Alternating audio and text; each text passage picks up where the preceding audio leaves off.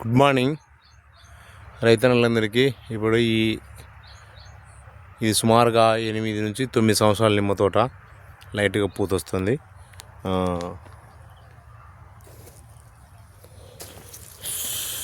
ఇలా ఇలా కొమ్మలు కటింగ్ అయినాయి, అంటే ప్రూనింగ్ చేసినారు.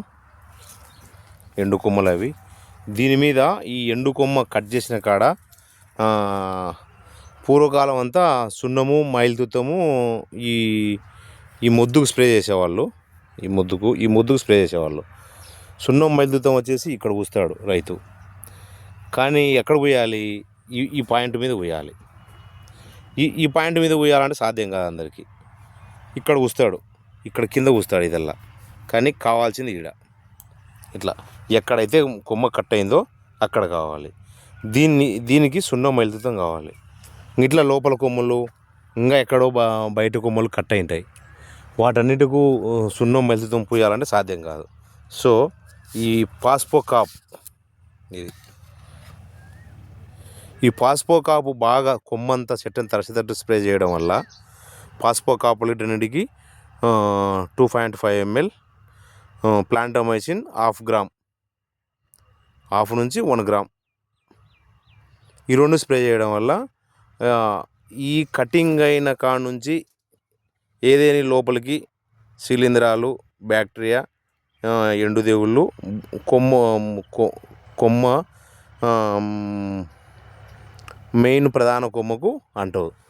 ఇంకొకటి అట్లనే గంబోసిస్ అంటారు. అంటే ఇది బంకగారి ఇట్లా ఒట్టిపుల్లు వస్తుంది. ఇట్లా బంకగారి ఇది ఒట్టిపుల్లు వచ్చింది. ఈ ఒట్టిపుల్లకు కూడా ఈ పాస్పో కాప్ బాగా పనిచేస్తుంది.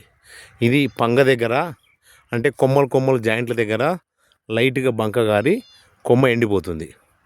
దీనికి ఈ మెయిన్ కాపర్ పాస్పో కాప్ ఇస్తే లీటర్కి 2.5 ml ప్లాంటోమైసిన్ 0.5 గ్రామ్ బాగా తడిచేటట్టు స్ప్రే చేస్తే, ఒకసారి ఇప్పుడు 2 సార్లు స్ప్రే చేస్తే, మెయిన్గా ఈ కటింగ్ చేసిన తర్వాత చేస్తే చాలా బాగుంటుంది. ఇంకా ఇది చేయడం వల్ల ఈ ప్రధాన కాండానికి సున్నము మైలుతుత్తము అంత అవసరం పడదు. పూస్తే బాగుంటుంది. 2 చేయాలంటే కష్టం కాబట్టి ఇదైతే ప్రతి చోట ఈ ప్రూనింగ్ అయిన చోట ప్రతి చోట స్ప్రే తగులుతుంది కాబట్టి బాగా పనిచేస్తుంది. ప్రతి ఒక్క రైతు ఈ పాస్పో కాపు, ఏరిస్ కంపెనీ పాస్పో కాపు, ఏరిస్ కంపెనీ ప్లాంటోమైసిన్ స్ప్రే చేస్తే తోట పచ్చదనం బాగుండి దీనివల్ల పూత రావడానికి కూడా ఆస్కారం ఉంది. దీంట్లో భాస్వరం ఉంటుంది కాబట్టి మంచి పూత రావడానికి ఆస్కారం ఉంది.